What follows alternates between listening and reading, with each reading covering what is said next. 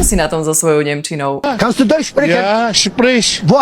Sprich dirste. Ja, sprich dirste. Úprimne, ja tiež nič moc. Ale milujem nemecké Rieslingy, pretože sú proste naozaj svetovou špičkou.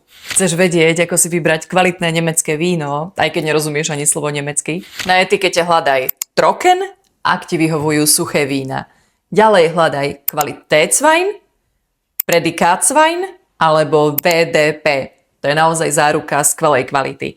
No a keď si úplne iný level... Potrpí si na kvalitné veci. Kašmiker. Ako? Kašmiker. Potom hľadaj na fľaši označenie GG, Grosses Gewächs. To je úplne, že top strop nemeckých vín. A ak chceš naozaj rozumieť deleniu nemeckých vín, napíš mi do komentára slovo Riesling a ja ti pošlem také prehľadné jednostranové PDF-ko, ktoré ti to za minútu vysvetlí. Sleduj ma pre ďalšie tipy o víne.